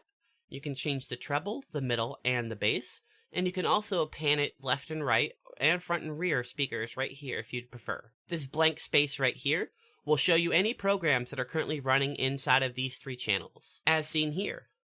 And then below that space is the same fader gain and your output channels. And it'll be the same with your Voicemeeter aux section and your Voicemeeter VIO 3. Moving on to the A 1 through 5 here in your hardware out option, you have the option to select any of these A buttons. You have the option to plug in pretty much anything that makes sound. There's also a couple of encoder options. WDM is the main one. Then you have KS, kernel streaming, MME, multimedia, and ASIO, which is Steinberg. Well, for the most part, we'll use WDM, unless for some reason your device has an incompatibility issue. We'll select our speakers, And now you can see our speakers are plugged into A1. Underneath our hardware out is an icon that looks like a cassette tape. This will allow us to input music into our track, and it'll also allow us to record everything that's inside of Voicemeeter in case we want just like a hard copy of everything that's going on without opening another software. If you are playing music through the cassette tape, this is where you'll route it. You can either route it to your own headphones and hardware, or you can route it to one of your virtual outs. You also have the option to put special effects on it, but I'm not familiar with how to use this panel, so we'll move on. Underneath the cassette is the master section. This is the monitor for all of your outputs. So these are all of your inputs on the left, and these are all of your outputs on the right. And you can see it divided by this thick little line on the side. It'll also indicate here at the bottom physical and virtual outputs. Starting at the top, this allows us to monitor one track and edit it directly. For example, if this was our headphones, we could hit select, and then tune all of these inputs separately. So I'll demonstrate it with my own mixer. On my mixer here, if I click select on my headphones, which is number 4, you can see how I have my own audio tuned. Everything is tuned customly to each of these tracks, and if I unselect it, it's back to the default settings. This means that you can just tune these individually, depending on which headphones or which speakers you have tuned, as well as which outputs. For example, this is the mix that's actually recording into OBS, so you can see how it's monitored. I have it at -5 for my mic. Anytime game comes in, it's at -15. If my web browser's on, it's -15. If music is playing, I have it at -30. If my VR headset is plugged in, I just leave it default. And then this one is my system sound, which is all of my default programs and Windows sounds, as well as notifications. This I have labeled as my private channel. This is not being outputted to any of my channels except for my headphones. So if I'm editing something, or if I'm listening to music that I don't want other people to hear, for example, right now I'm listening to a video, but you can't hear it because it's not in the mix. If I click this, you'd be able to hear it. And then the last one I have separated just for my communications. If someone else is talking to me, like a guest or a friend through Discord or Streamyard or any source on my computer, I have it set to the comms channel. These select buttons are a fantastic tool if you have different headphones that you want to listen to things at different volumes, as well as directly controlling how the levels are on your output for your stream or your recordings. Underneath the select buttons is our multi-channel signal. I'm not entirely sure what this does, but you can click through them and change how the mixes are. And below that is your reverb and delay dials as before, and you can switch your stereo to mono by clicking this. And then you can turn on and off your EQ and right click to customize that EQ. And then underneath that is your mute track, so you can hard mute. Then you have your monitor right here that you can see the levels fluctuating if there's sound coming in and out. And then your faders, so you can tune that manually as well. And same with your stereo inputs. If you want to rename these, just simply right click and type in a name for them. And then the very last thing that we're going to cover is the menu button all the way on the top right. If you click that, you have the option to restart your audio engine in case anything is malfunctioning or somehow something has become unplugged and it's no longer talking to Voicemeeter. You can just hit restart. It'll take 1 second and then it'll be restarted for you. You can also hit this eject cassette option to unload this audio file from this. You can load and save settings in case you want to send somebody a preset loadout for your Voicemeeter or something like that. My settings will be included in the Google Drive in the description. You can also reset settings to reset everything on your Voicemeeter to default. You can minimize to system tray, run Windows on startup, show app on startup, set as always visible, and lock the user interface. There's also a couple of other Voicemeeter tools you can open if you need those. And then if you come down here and click the system settings, it'll bring up your system options for Voicemeeter. There's a bunch of different options here, such as buffering clocks, in and out delays, and a patch inserter down here in case you have additional plugins, which we'll do in the next step. Something we want to turn on while we're in here, though, is monitor on select to turn on, and then we want to select this number to whatever headphone that we're going to be wearing. I would recommend just putting it at your first one. Close that out, and what that setting will do is whenever we select one of these, you can see it's being monitored right here. What that means is when we select this, we can individually hear how the mixes are going out of Voicemeeter through the headphones that we have selected. This is great because you can test your own mix without having to record something. And then the last option down here that we want to talk about is just shut down in case you need to shut it down, and check driver installation in case for some reason your audio drivers are not up to date on your system. Now that we have the basics covered and we understand what the icons do, we're going to want to start plugging things in. but we're going to need some cables to do it. So we're going to go to vbaudio.com and grab the cables from there. And now we're on the virtual audio cable page. This first virtual audio cable is absolutely free, so we're just going to download that one real quick. And once it's installed, we're going to want to open the destination and extract the folder. Right click, hit extract all, and it's going to ask where to extract it, and just extract it right there. It'll create a subfolder for you. Open up the extracted folder, and then right click on the VB cable setup x64 and run it as administrator. Click yes, and then install driver on the window. It's going to ask if you want to install, and just hit install. It'll let you know you need to reboot the system. Before we restart our computer, however, we're going to scroll down from the cable page and see a second set of cables labeled A and B and C and D. These, however, are donationware, and both packages will require a purchase of $5 each. And it's the same for the C and D cables. If you don't have the money for that, however, you can borrow mine in my Google Drive. So I'll just go to my Google Drive and download the A and B package and the C and D package. Once we're in our downloads folder, we'll just extract the A and B folder and extract the A folder, then run the setup x64 as administrator. Install the A driver, click install, and click OK. Go back to the folder that has the A and B package, extract the B package, scroll down, run the 64 setup as administrator. Hit yes, hit install, and click OK. Close this folder here, and the A and B folder, close the A folder, then go back to your downloads, and extract the C and D folder. Click extract, and run the setup as administrator. Click yes, and click install. Click OK, and feel free to check out this. VB audio software is fantastic, and they definitely deserve your money. We can close out any remaining folders from the downloading process. And now it's time to restart our system. Once your computer's back online, if you didn't select Run with Windows, make sure to launch your Voicemeeter again. When you open it up, if you see that your speakers are unplugged, select where they're unplugged, and you'll see that we have a bunch of new options here. Our old speakers were renamed, so we'll just change them, and it's no longer blinking red. Okay, that covers the basics and what all the buttons do, at least the ones that I know what to do with. And we're going to put a graphic here on screen so you can see a visual representation of how the routing works in Voicemeeter Potato and where all of the cords plug in. I would recommend you take a screenshot or just save this part of the video so you can see for yourself in case you need to reference it in the future. We do have one more thing to do before we can plug in our cables, however. We're going to have to set our default settings for Windows so our Windows always knows to talk to Voicemeeter first. With your mixer open, you're going to want to hit your Windows key and go to Mixer. This will take you to the sound mixer, where you can pick your default output device for Windows. Select the drop-down menu, and out of all of these options, we're looking for Voicemeeter Input, VB Audio, Voicemeeter VIO, not Voicemeeter In1. We want Voicemeeter Input. And then for your input device, you want to select the microphone that you're using. Down in the app section, you can click the drop-down menu for each app and choose the routing individually for each app.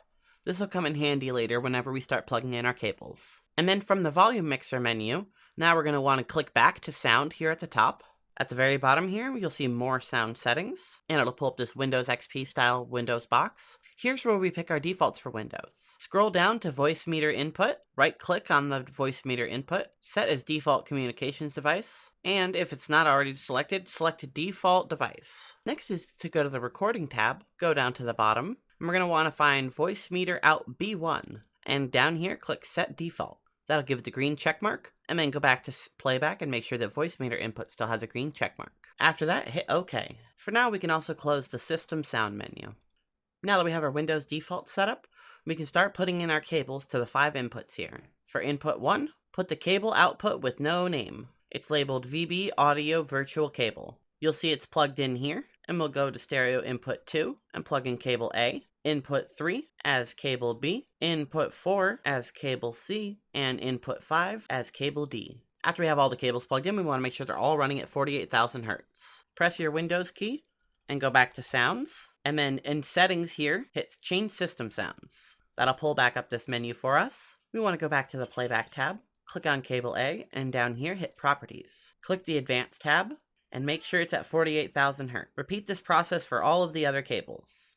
After you've checked all the cables in the Playback tab, go to the Recording tab, and do the same for here. Click on the cable, hit Properties, go to Advanced, and change it to 48,000 Studio Quality. Hit Apply. If it warns you it's still being used, hit OK. then hit OK, and repeat the process for all the rest of the cables. And after you change the properties of all your cables, we can just move this to the side in case we need it again. Click back in here into Voicemeeter, and instead of unplugging and plugging them back in, we'll go to Menu and Restart Audio Engine. It'll turn the text from red to white, indicating that they are working correctly. Now with our cables plugged in, we're going to go through and set each of our inputs as different things. I would recommend you reserve input 1 for your microphone only. To plug your microphone into this virtual cable, go back to the Sounds menu that we moved to the side, go to the Recording tab, and find your microphone.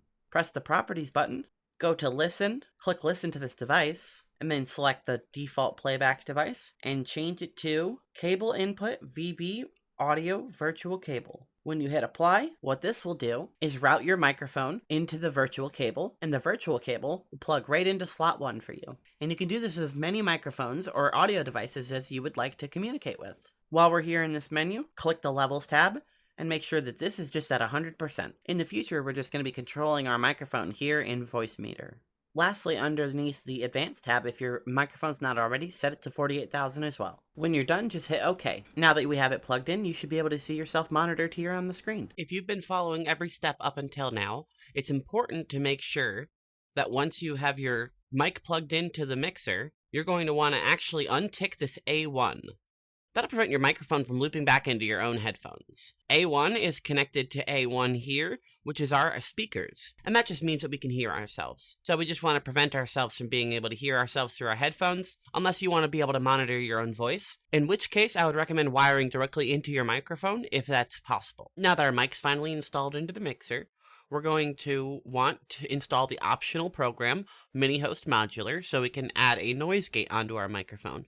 So if we have an air conditioner in the background or our computer's loud, we can just cut that right out of our own microphone mix. If you don't want the noise gate or you already know how to install one, go ahead and skip to the next step. Anyone else, go to the description and download it from the Google Drive. We're going to imageline.com where it's FL Studio News Mini-Host Modular Beta 3. Normally this orange link here would be the download link, but it is requiring us to make an account to download one. So instead, let's go download it from the Google Drive in the description. When you open up my Google Drive, download the Mini-Host 1.58 zip. It'll warn you that it can't scan for viruses. Download anyway. I promise you there's nothing bad in this program, and the next steps are totally trustworthy. I'm currently using the program right now. Once we have it downloaded, open your Downloads folder. Then we're going to right-click on Mini-Host 1.8, Extract All, and Extract Here. Here is the Mini-Host install. We unfortunately can't just double-click it to install it. It says that it's blocked from running on our computer. So we're going to have to use a workaround here. So instead of double-clicking on it, we're going to right-click on it and click on Properties, and then highlight and copy the field that says Location. After you copy it, hit the Windows button and type in CMD. And once you see a command prompt, go to the right over here and click Run as Administrator. Click Yes, and once it opens, right-click up here on the top left, and it'll paste what we copied right in. Type in a backslash, then go back to the Properties menu we had, copy the name of the program, right-click it in, and type in .exe. Before we hit enter, I'll explain what it does. This will bypass whatever administrator block that program had on it. For whatever reason, we don't have permission to run the program because Windows administrating system is sometimes wonky. Running this line in command prompt will just force the program to unpack no matter what. So just hit enter, and as you can see, it's starting to unpack. The install wizard will appear on your screen. Hit next. You can read the agreement if you'd like. Check all 3 boxes. Hit next. You have the option to install it somewhere custom, otherwise just hit next, and next again. One more time, and this will be a review of what we're doing, and hit install. Click next on this screen here, and finish. Now we can close our command prompt, and the folder, the properties, and our downloads. Now that we're back here on our desktop, hit the Windows key, and type in Mini-Host. We're going to look for the 64-bit version of it, and run it. It's going to ask you to allow, and here we are. Just hit OK. And this is our Mini-Host Modular canvas. We'll move this aside for now, and we're going to want to download the plugin for it. It's the next link in the description, and just download the 64-bit version of RIA plugs on this page here. Once it downloads, just hit Open File, and allow it to install. Hit I agree, leave everything checked by default, hit Next, change the folder if you want to, and install it. Close the installer, and it'll let you know it was installed. Now we have it installed. Open your mini-host modular again. We're going to click on File on the top left, go to Preferences. On the top here, we're going to have the option to change our audio type. Then on the top here in Audio, we have the option Audio Device Type. Click on the box here and change it to ASIO. Then change your device here in the drop-down to Voicemeeter Insert Virtual ASIO. If that doesn't work in the next step, come back and change it to Potato. We picked Voicemeeter Insert Virtual. Then we're going to go to the Plugins tab in the top left of this Preferences menu. Then here in the first Custom VST Folder 1, hit Browse on the right, and then we're going to pick where we installed the RIA plugs to. By default, it'll be under this PC, Program Files, then go down to VST Plugins, and then we're going to click the folder that says RIA Plugs, and just hit OK. And then on the left side here of this menu, click Scan and Verify. And you'll see it populate with a bunch of different plugins. Now that we have all the plugins filled, hit the X in the top right, and on this menu here, right-click on the graph, and hit Add Plugin, and go down to the one that says Reaffirm Standalone. There's two of them. I don't think it matters which one you pick, but I'm going to pick the top one. Move this to the side. Then here on the graph, what we want to do is connect this top left yellow dot to the dot of the plugin that we made. That's our audio in to our audio in, and then from the other yellow dot, we want to connect it to the top right to the audio out. That'll be audio in to audio in, audio out to audio out. On the right hand side with the plugin that we moved, click the drop down menu under Mode. Once we select Subtract, we're going to want to check the box that says Automatically Build Noise Profile. If you look here in the bottom, when we talk, it'll move the voice waves, and if we're completely silent, that will be the room noise. So when we check this box, we just want to make sure we're quiet for 10 to 15 seconds. That way Reaffirm can learn our noise profile and automatically subtract it from our microphone. Check the box now and remain silent. After you uncheck the box, you'll see a red line that's an indication of the noise, a gray line which is indication of the noise background, and then the yellow line which is noise coming from your microphone. When we're quiet, it'll still have audio in, but it'll indicate that it's being noise gated by the plugin, as seen here. And with that, we have the plugin successfully installed, and it's running. A bonus tip here that'll make things easier for you in the future, go back to your mini-host modular and hit Save Graph As. I would recommend saving it just in your Documents folder and just name it the letter A. Then anytime you open your mini-host modular, you can just click the File button and then Open Graph, and it'll automatically set this up for you. And you can just minimize those to get them out of the way. We're going to want to open back up our Voicemeeter, and in the top right, hit the menu. Go down to the bottom here and hit System Settings. That'll open our System Settings / Options. And then in the bottom left, we're going to hit In One Left and In One Right. Just check these little boxes. Once you click these two boxes, if you don't see a little eye appear here, like it is right here on this Voicemeeter, we're going to want to go back into our mini-host modular, hit File, go to Preferences, and now we're going to change it to Potato. Here we can see that the little eye icon has appeared here now. That way we know it's working. At this time, you can minimize the mini-host modular. Afterwards, we can close this Options menu, hit Menu again, and hit Restart Audio Engine. And we have one more option to tune your noise gate even further. In your Stereo Input 1 channel, underneath IntelliPan, you can pick this gate dial here, and go up and down on it to increase your gate even further. That designates Stereo Input 1 channel completely just for our microphone. So that way it's not interfering with anything else in our system. I just named it microphone so that I know that it's my mic. We have it channeled in, but we need to channel it out now. Pressing B1 here will connect it all the way down here where it's moving up and down here in the monitor. After we select it as B1, we want to make sure every other option here in all of these are unchecked. That way, nothing else inside of our microphone. We won't have any music, we won't have our friends talking, we won't have anything else.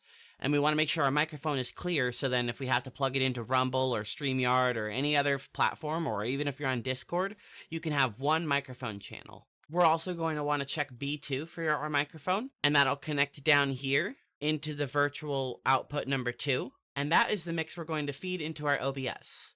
So that way, we have 2 microphone channels, one that we're using to talk to our friends and our guests, and the second one is used to feed to our audience so that they can hear what we want them to on our stream. Optionally, you can toggle B3 if you have a additional recording software, such as like NVIDIA Shadowplay, something that records your game in the background, or if you're trying to record your microphone separately on another application. Otherwise, just leave B3 unchecked. With that, it concludes the setup for our microphone. So let's go plug it into Streamyard.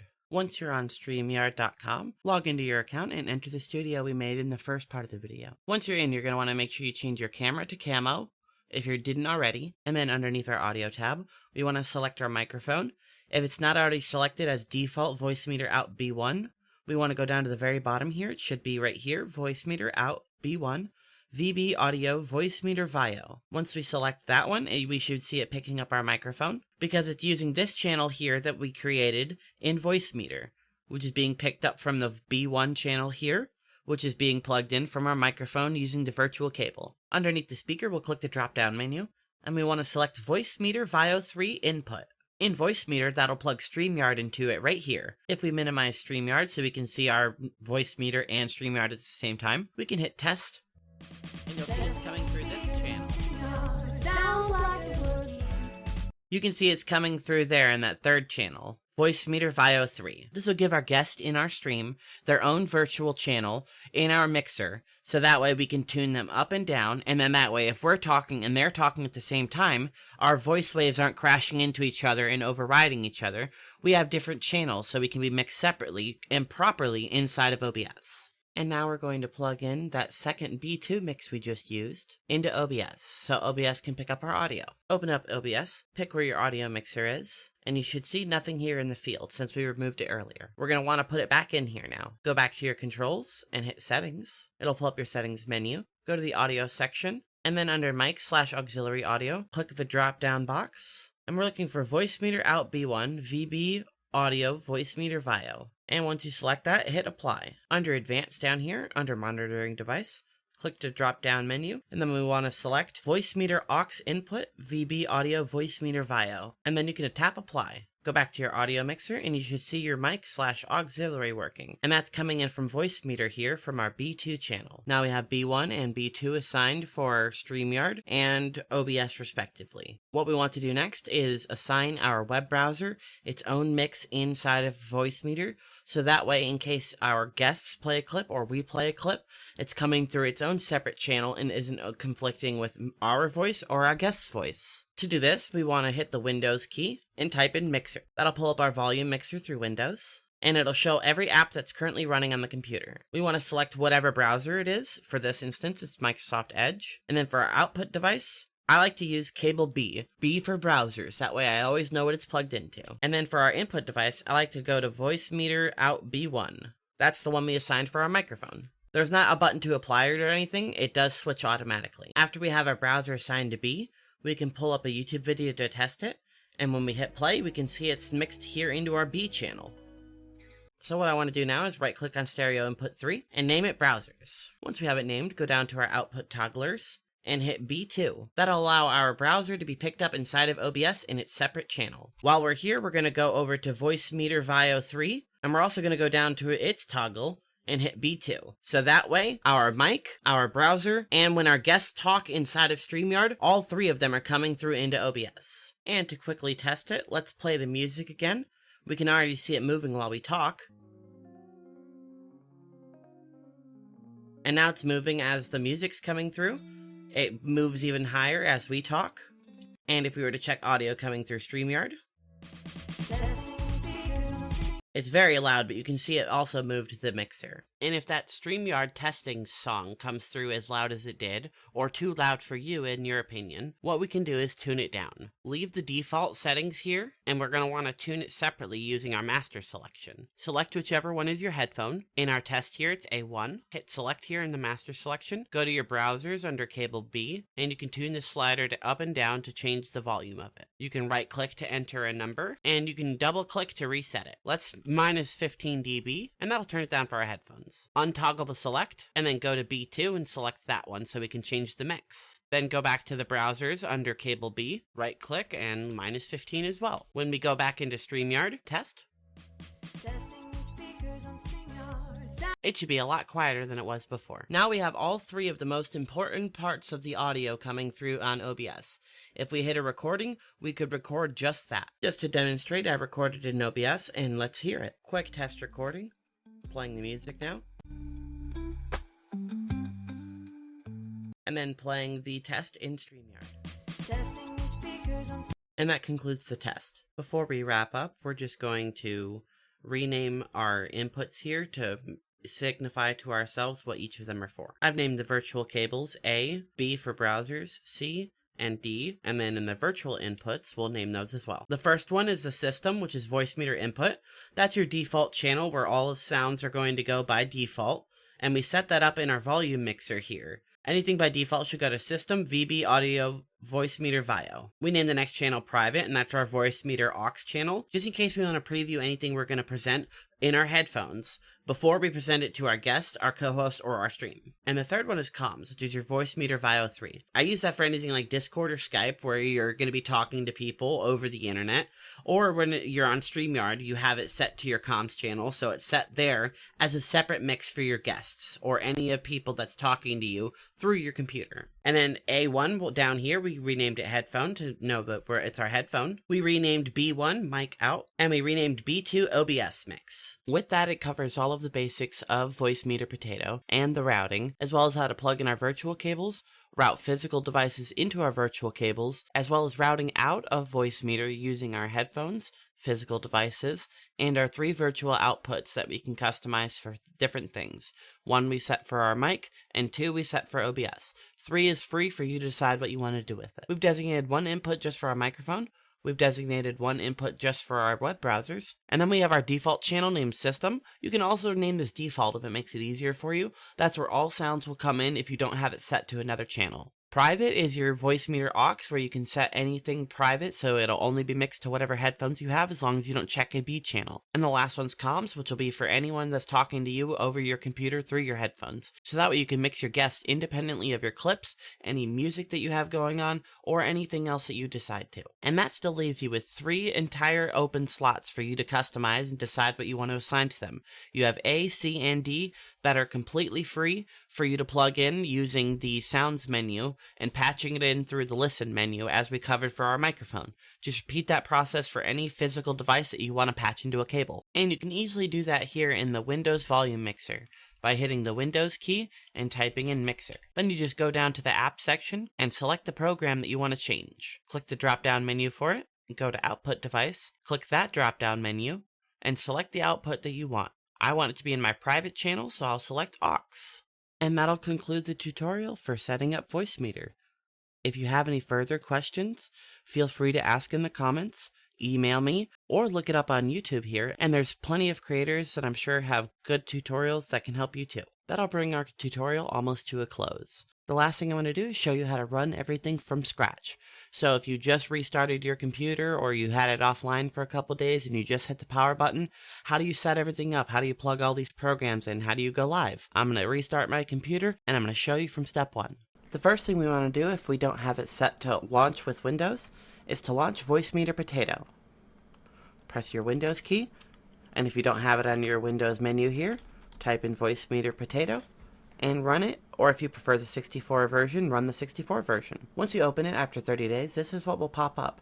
It'll ask you to buy the donations license to the software, or just wait a bunch of seconds, and afterwards you can click Still Evaluating. Once you click that, your audio engine will take over, and it should automatically plug into everything that you have it set up for. We always want to run this program first so that we can make sure that we have our sound working. Now that we have Voicemeeter set up, if you're using Mini-Host Modular, once we have Mini-Host Modular open, click on the top left, hit File, Open Graph, and then select the graph we made earlier. If you're following the steps in the tutorial, you would have named it the letter A.gra.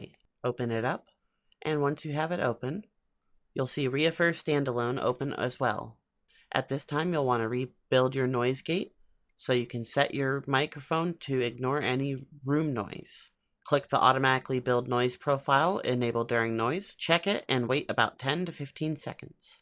And once you uncheck it, you should be all set. Let's launch Camo Studio so we can get our camera running. Once it's running, it should automatically start up. Just pause and unpause it until you see yourself on the screen, and you should be ready to go. Next, we're going to want to boot up Streamyard and set up the room, and send out the link to our guests if they're ready. Open Streamyard up and log in, and hop in the studio that you're going to use for the recording. Double check your settings to make sure it's using Camo, the correct microphone input, and the correct output for comms. Once you do that, you're good to go in the studio. You can just leave yourself here behind the stage, until you're ready to add yourself in with OBS. So now we'll open up OBS. Once we have OBS opened up, first thing we're going to want to do is log into Streamyard if you're not already, and enter the canvas that we just joined on our web browser. Join without mic and cam, and join without mic and cam. Click the X here, and go ahead and add yourself to the stage. Make sure you right click and mute as soon as you do, or before you do, so you don't have an echo of yourself, because you're monitoring your own sound in your headphones of OBS. On your other monitor, open up the web browser that you're capturing, and hit full screen.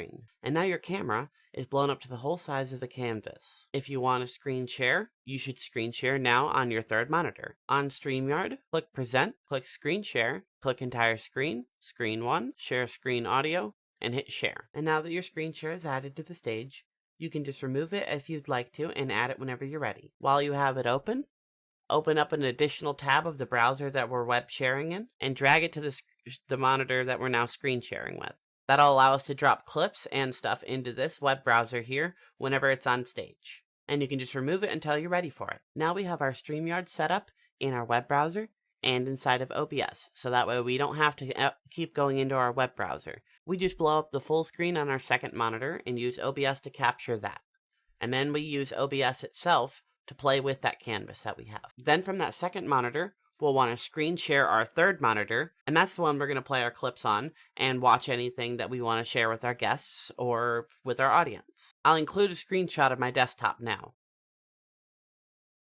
Alternatively, if you don't have a third monitor, what you can do is you can put OBS on your second monitor after you have the full screen of StreamYard, and then on the second monitor, screen share your first monitor. And then that way you can put your browser there, and then you can just drag them up and down, or however you have your monitors laid out. Now that we have all three screens ready to go, we want to make sure that we get our live stream ready before we set up our chat, and then we're ready to go live. Down here in OBS, we want to use the control panel we already have set up. We'll go to YouTube and hit Stream in our YouTube control panel. If you can't see the edit button, slide your window to the right, and you can hit edit and edit your live stream. When you're done, hit save, and we'll move on to Twitch. Click on your Twitch dock and name your stream and pick your category. Name your stream and pick your category. Add any tags, and hit done. Next, we're going to click on the Kick tab, and once we're on our stream page, on the right hand side, hit Edit Stream Info. Click the three dots, hit Pop Out Stream Info form, name your stream, and pick your category. Then scroll down and hit Save. Close that window we popped out. Click on our Rumble tab next. If you're using the automatic stream key, just leave it as is, and it'll go live using the template we set up back in the Rumble steps. Otherwise, we're going to set up our live stream right now. From this Rumble page, click Create New Live Stream, name your stream, pick your description and your category.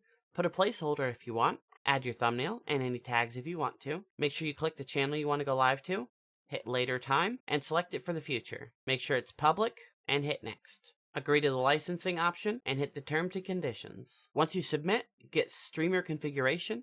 Once we're on the page here, you can copy your server URL and your stream key into your multiple outputs underneath your multiple outputs, where we named it Rumble Manual. Click Modify, and enter your URL and your stream key. If the control panel here doesn't allow you to copy it, just highlight it and right click and hit copy. And paste them both in, and make sure to synchronize your start with OBS. After your words, hit OK, and then the Rumble is ready to go live as well. And now we have Rumble set up, we can go back to our StreamYard tab. And ideally everything should be ready to go live as soon as we hit start streaming. The only thing left to do is set up our chat. Press the Windows key, and type in Social Stream. Open up Social Stream Ninja, and we should already have most of our chats ready to go. Activate source on Kick and Twitch, because those will go live no matter what. Activate your source on Discord if you have it available, and refresh all three of them. YouTube you can't click until you're live, and Rumble will set up now. Click on other chat sites down in the bottom left to enter URL. Go back to OBS, and click on your stream that you set up in Rumble. This will give you the three dots on the right hand side above the live chat. You can pop out that chat, right-click anywhere in the empty chat and hit Copy Current Address. And then on Social Stream Ninja, copy that in. Then hit Activate Source. And now all of your chats are ready to go live except for the Activate YouTube panel. You have to do that once you actually hit live streaming. Now that our chat is set up, and now that we have our chat set up, on OBS here on the dock, we can click the ellipses chat bubble here and send a test message. It didn't send to Rumble because I didn't sign in, and it didn't send to YouTube because we're not live yet. And without any further ado, we're actually going to go live now. I already have myself a going live soon thing here in OBS, so I'm going to cut that into the screen now, and we're going to go live. And as we can see here, we're live on Twitch, we're live on Kick, and we're live in Rumble Manual. My main platform is YouTube, so I'm already live there. And that concludes the test stream. Now that we're no longer live, I will still demonstrate how to play clips on the fly. Add to stage whenever you're ready, and then from your notepad or from your file browser, you can just drag things right in. You may want to tune that audio manually, and we know how to do that using Voicemeeter. And with that absolutely concludes everything. And if there's anything you feel like I left out or anything's missing or not working for you, comment in the description or send me an email. Be happy to help you out to get this working for you. If you stuck around this long, thank you very much. Feel free to subscribe and like this channel. I do regular game streams here. This is just kind of a weird thing that I decided to do for some people. And please subscribe to my podcast channel, What's This Game?, where we do video game reviews. Thank you, and have a great day.